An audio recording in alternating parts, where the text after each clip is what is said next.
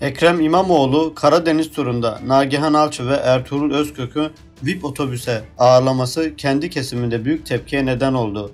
İmamoğlu gelen tepkileri dikkate almazken vız gelir tırs gider diyerek res çekti. Tepkiler katlanarak artınca İmamoğlu zoraki bir özür diledi ama bu öfkeli CHP'lileri tatmin etmedi. İmamoğlu'na son tepki ise CHP yakınlığı ile bilinen Tele1 sunucusu ve korkusuz gazeteci yazarı Can Ataklı'dan geldi. Ataklı kişisel YouTube sayfasında İmamoğlu'na zehir zemberek sözlerle yüklendi. Ataklı son olaya gelelim. Bir anlamda iyi oldu. Balon patladı arkadaş. Belki bundan sonra İstanbul'a çivi bile çakılmadığını, hiçbir hizmet yapılmadığını muhalif isimler de söyleyecektir. Ben 2 kere söyledim. Yoğun bir saldırıya uğradım. İstanbul'da bir şey yok. Yapılmadı ki. Trafikte mi rahatlama mı var? Yok. Yeni bir bina mı yaptılar? Yeni bir yol mu açtılar? Yok dedi. Can Ataklı Ekrem İmamoğlu'nun göreve gelir gelmez hatalar yaptığını, hastalıklı CHP'lerin bu hatalara çanak tuttuğunu ifade etti. Ataklı Ekrem İmamoğlu seçildiği günden bu yana bir dizi yanlış yaptı. Seçildiğinin haftasına kalktı gitti Bodrum'a. İşte bazen denk de gelir işte. İstanbul'da muazzam yağmur, sel falan. Adam ne dedi? Benim özel hayatım yok mu kardeşim? Hastalıklı CHP'li kesim bu sözleri kabullendi. Yaygara kopardılar. Tabii kardeşim. Belediye başkanı diye ailesiyle birlikte olmayacak mı diye. Olacak tabii kardeşim ama daha seçileli 1 ay olmuş. Neyin nesi bu? İşe yeni girince bile bir dönem vardır ki izin yapayım, haftalık izin yapayım düşünmezsin. Ardından Elazığ'da deprem oldu, oraya gitti. Sonra kayak yapmaya gitti. Yakışık almadı. Yine aynı mantık, aynı kibir, aynı tepeden bakma. Ama CHP'nin hastalıklı o kesimi yine aman dokunmayın falan dediler ifadelerini kullandı. Ataklı eleştirilerinin dozunu giderek arttırdı. İstanbul'da kar yağdı, adam yalan söyledi kardeşim. İBB başkanının bu kadar egosunun şişmesi kibir işte, nedeni budur dedi. Evet, İstanbul Büyükşehir Belediye Başkanı Ekrem İmamoğlu'nun bayramda Karadeniz'e yaptığı geziyi izlemek üzere beraberinde götürdüğü gazeteciler nedeniyle neler yaşadığını hepiniz gördünüz. İBB Başkanı kelimenin tam anlamıyla bir mahalle dayağından geçirildi. Yapılan eleştirilere vız gelir tırs gider demesi miydi gerçek neden, yoksa birikmiş ama dışa vurulamamış öfkelerin patlaması mıydı? Tam olarak anlamak mümkün değil. Ancak İmamoğlu'nun yediği laflar gözden düşen ve bir daha hiçbir şekilde affedilmeyecek kişilere yönelik söylenen laflara benziyordu. Kibir suçlaması başlı başına ağır bir suçlama. Üstelik mahalle içinde CHP'li başka isimler varken İmamoğlu'nun Cumhurbaşkanı adaylığına açıktan destek veren isimlerden geldi bu türden suçlamalar. İmamoğlu günün sonunda yarım ağız geri adım attı ama Fazıl Say'ın dediği gibi senden olsa olsa en fazla Rize milletvekili olur, aşağılamalarından kurtulamadı. Diğer yandan çok enteresan bir tutuculuk hali var karşımızda. İdris Küçük Ömer'in ta 1960'ların sonunda Düzenin Yabancılaşması kitabında yer verdiği tezin canlı bir örneğini yaşadık sanki. Türkiye'de sol sağdır, sağ soldur. Tutucu damarı sol, ilerlemeci damarı geniş muhafazakar kesimler temsil eder. Mealindeki bir tezle Küçük Ömer'in dile getirdiği. Kendisi de bu tezleri nedeniyle mahallesinden aforoz edilmiş, bir nevi bedel ödeyerek tezini doğrulatmıştı. İşin enteresan tarafı İmamoğlu mahalle dayağı yerken partisinden, Millet İttifakı paydaşlarından herhangi bir destek görememiş olmasıydı. Meselenin bu kısmı ayrı bir siyasi analiz gerektirecek kadar önemli. CHP Genel Başkanı Kemal Kılıçdaroğlu hiç topa girmedi. Twitter hesabına baktım, bayramla ilgili ama konuyla alakası olmayan şöyle bir paylaşım olmuş. Bayramınızı bile karamsar geçirdik. Gülümsemeyi unuttuk. Halkımız yorgun, pes etme vakti değildir. Bırakın çeteler kaygılansınlar, hayata küssünler, uykuları kaçsın. Bu tür durumlara genel başkanların her zaman topa girmesi beklenmeyebilir. Ama eğer bir şekilde sahip çıkılması ihtiyacı hasıl olmuşsa parti sözcüsü üzerinden, parti hesabı üzerinden ya da evet bu genel merkezin iradesini yansıtıyor diyebileceğiniz bir yerlerden bir destek mesajı verilebilirdi. Ama herkes sustu. Bilinçli bir sessizlik halinde ise bu herkese özellikle susun mesajının verilmesiyle ortaya çıkabilecek bir sonuçtur. CHP sözcüsü Faik Öztrak'ın hesaplarını da kontrol ettim. Orada da bu meseleyle ilgili tam bir sessizlik hali söz konusuydu. Peki bu sessizlik halinin siyaset dilindeki tek anlamı destek vermekten kaçınmak mıdır? Takdir edersiniz ki bundan ibaret de değildir. Bu sessizlik halinin yansıttığı diğer anlamda şudur. Bırakın biraz gününü görsün. Evet, Kılıçdaroğlu'nun İmamoğlu'nun başına gelenlere karşı sessiz kalması, üstüne konuşabilecek durumda olanları da susturmasının böyle bir anlamı da vardır. Kılıçdaroğlu dışında İmamoğlu'nun yüzünde Rabbi yessir gören İYİ Parti Genel Başkanı Meral Akşener'in sessizliği de dikkat çekici oldu. İmamoğlu'nun İTA amiri Kılıçdaroğlu olduğu için Akşener'in sessiz kalması bir yere kadar anlaşılabilir. Kendi partisi önce bir konuşsun, sahip çıksın, ben ona göre bakayım diye düşünmüş de olabilir.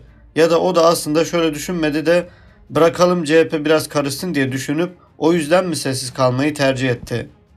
Evet, İstanbul'un belediye başkanı 2019 yerel seçimlerinde hem bu AK Parti'ye bir ders verelim diyenlerden, hem HDP'lilerden hem de blok olarak CHP ve İYİ Partilerden oy aldı. Ama 29 Mart seçiminde sandıklardaki şaibeyle ilgili AK Parti oyların sayımını tekrar sağlayabilseydi seçimi kazanma ihtimali bize göre yoktu. AK Parti'nin itirazı ya da itiraz etme biçimi İl Seçim Kurulu'ndan dönünce konu Yüksek Seçim Kurulu'na gitti ve AK Parti o an seçimi kaybetti. 24 Haziran'daki ikinci seçimde 800 bin farkla seçimi kazandı. Mazbatamı verin, işimiz çok diye ortalarda dolanan, Anıtkabir defterine İBB Başkanı diye imza atan belediye başkanı mazbatayı alır almaz soluğu Bodrum'da aldı. Sel oldu yoktu, yağmur yağdı, gök çatladı yoktu, İstanbullular alt geçitlerde öldü yoktu. Ama o günlerde seçim sarhoşu yandaşları hiç oralı olmadı, onlar da yoktu. Tatil bana çok yakışıyor deme şımarıklığını gösterdi. Bugün Trabzon'daki otobüs fotoğrafına söz söyleyenler Bodrum'daki yat fotoğrafına bir cümle eleştiri getirmedi. CHP'nin 2018 Cumhurbaşkanı adayı Muharrem İnce bir sonraki seçimde yeniden aday olabileceğine dair bir çıkış yapınca İstanbul'un belediye başkanının danışmanı mekanın sahibi geldi diyerek o günden Cumhurbaşkanlığı adaylığını ilan etti. Bugün onu yerden yere vuranlar o gün alkış tuttu. Edirne cezaevinde tutuklu HDP eş başkanı Selahattin Demirtaş'ın siyasetini beğendiğini hiç gizlemedi. İlk ziyaretini Diyarbakır'a yaptı. Diyarbakır annelerine uğramadan döndü. Ama Demirtaş'ın kitabının tiyatro oyununa eşini gönderdiğinde benim eşim üniversite mezunu nereye gideceğini bilir diye üstenci bir dil kullanmayı tercih etti. Demirtaş'ın dağda PKK saflarındaki terörist kardeşi Nurettin Demirtaş'ın kitabını İBB büfelerinde satmaktan geri durmadı. 8 Mart Dünya Kadınlar Günü'nde HDP eş başkanı Pervin Buldan ile İYİ Parti Genel Başkanı Meral Akşener'i yedeğine alarak paylaşım yaptı. Buldan ile ağaç dikmeyi de ihmal etmedi. Elazığ Malatya depremi oldu, soluğu Elazığ'da aldı. Ne iyi etti, yaraları sarmak için kollarını sıvadı diyenleri bir gün sonra hayal kırıklığına uğrattı. İnsanlarımız hala enkaz altındayken Erzurum Palandöken'de kayak yaparken verdiği pozun altına alışacaksınız. Ben böyle bir belediye başkanıyım şımarıklığından geri durmadı. Bugün yerden yere vuranlar o gün bir çift söz söylemedi. Günlük 40 bin araç geçecek diye buraya para harcamam dediği ve %70'i tamamlanmış Levazım Tüneli'ni bir çukura çevirdiği gün bugün eleştirenlerden biri çıkıp da İstanbul'a bir çivi çakmıyorsun, çakılını da söküyorsun demedi. İstanbul'u kuruttu, bahçeler, yeşil alanlar kurudu. Ana arterlerdeki dikey bahçeleri vahşice söktü. Balıkesir Büyükşehir Belediyesi'nin bize verin talebine bile olumlu cevap vermedi. Bugün eleştirenler çıkıp da yeşili bile koruyamadın diyemedi. Dolmabahçe'de, Çırağan'da onlarca çınarı kesip attı. Gezi'de birkaç ağacın yeri değiştiriliyor diye ortalığı birbirine katanlardan biri bile çıkıp ne yaptın başkan demedi. Marmara'yı müsilaj bastı. Elini taşın altına koymadı. Belediyenin deniz temizleme araçlarını bile kullandırmadı. Çevre Bakanlığı'nın temizlik faaliyetlerinin üstüne oturdu. Bugün yerden yere vuranlar o gün sen ne yapıyorsun bile diyemedi. Aday olduğunda söz verdiği hiçbir şeyi yapmadı. Süt bedava olacak, su içilebilir ve ucuz olacak. İstanbul nimet nimet, kaynağını kendi oluşturacak dedi. İstanbul Belediyesi'ni borç batağına soktu. Bugün yerden yere vuranlar bir cümle eleştiri bile getirmedi. Pandemi sürecindeki demo yardım paketini fahiş fiyatta hazırladığı ortaya çıktı. Sustular. İETT otobüsleri yollarda kaldı, sustular. Sürücüsüz metrobüs yoldan çıktı, sustular. Biyolojik arıtma tesisine temel atmama töreni düzenledi, sustular. İstanbullular kar kışta yollarda kaldı, beyimiz İngiliz Büyükelçi ile balıkçıda keyif yaptı. Bugün eleştirenler o gün sen millet çile çekerken nasıl keyif yaparsın demedi. Amerikan Büyükelçisi'ne I am okay dediğinde de terörle iltisaklı elemanların belediyeye alındığı gerçeği ortaya çıktığında da takındığı kibirli, üstenci tavrına bir çift söz söylemeyenler bugün onu yerden yere vuruyor. Neden acaba? Memleketi Trabzon'dan önce Rize'de boy gösteren, Trabzon ilçelerinde İstanbul'daki fakir fukara için hazırlanmış yardım kartlarını dağıtan belediye başkanının yanına aldığı gazeteciler üzerinden düşkünleştirilmesinin bir nedeni olmalı. İstanbul'un belediye başkanı akıllı olun diye tehdit ettiklerine vız gelir tırıs gidersiniz dedi. Gerçi sonra sadece bu cümle için özür diledi. Akıllı olun tehdidinden ötürü hiç geri adım atmadı. Fenerbahçe başkanını Koç Holding ile birlikte anarak uyardı. Ve şimdi bugünlerde 3 yıldır devirdiği çamlardan, yaptığı gaflardan ve şımarıklıklardan değil, hatta İstanbul'a bir çivi çakmamasından dolayı değil, Cumhurbaşkanlığı adaylığını dayatmak için çıktığı bayram turunda paylaştığı bir otobüs fotoğrafı üzerinden düşkünleştiriliyor. Peki ne oldu? Bugün destekçileri tarafından yerden yere vurulmasının sebebi Genel Başkan Kemal Bey ile alaycı üslupla basın üzerinden konuşmasıdır. Kemal Bey şu ana kadar sessiz ve konuşmayarak İstanbul'un belediye başkanını Cumhurbaşkanlığı adaylığından iskartaya çıkarttı. Tabii ki dostları sayesinde. Şöyle bir şey de var. Ekrem İmamoğlu'nun artık genel merkezde ipleri tamamen kopardığını, yakın dönemde partisi tarafından muhalefeti zayıflatan bir bölen ilan edilmesinin ihtimal dahilinde olduğu belli. Artık geri adım atma, ilişkileri tamir etme şansı da pek kalmadı. İleri vites yapmak dışında bir seçeneği yok gibi. Muhalefet bloğunda CHP'nin merkezinde olacağı bir fırtına patladı. Patlayacak. Evet, kaç gündür Ekrem İmamoğlu'nun çok merak edilen Karadeniz gezisiyle ilgili yorum ve analizleri inceliyor, haber kaynaklarıyla görüşüyoruz. Sadece CHP Genel Merkezi'ne yakın kaynaklar değil, İmamoğlucu diyebileceğimiz isimler de gezinin tam bir hayal kırıklığına dönüştüğü düşüncesinde.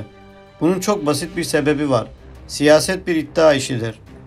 Hele gönlünüzden Cumhurbaşkanı adaylığı geçiyorsa bu iddianızı, göğsünüzü gere gere ortaya koymak zorundasınız.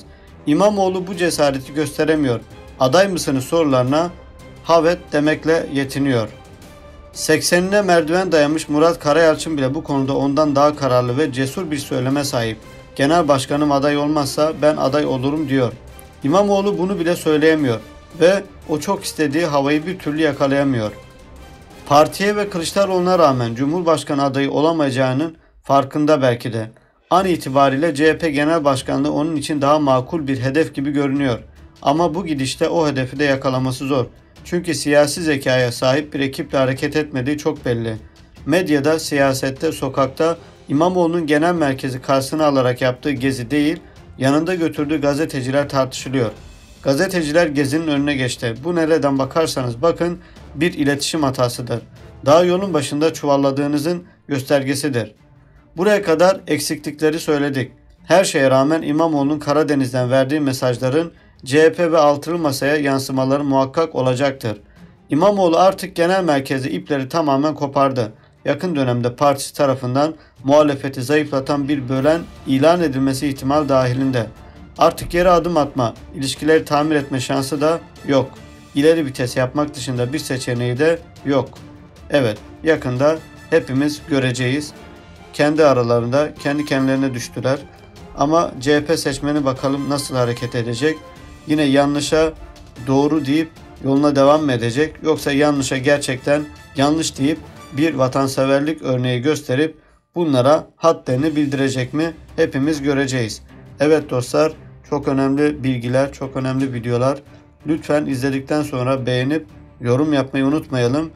Ve ondan sonra mutlaka her yerde paylaşmayı unutmayalım ki herkes gerçekleri, doğruları, bu bilgileri öğrensin, bilsin, ona göre hareket etsin, ona göre karar versin. Hepiniz Allah'a emanet olun.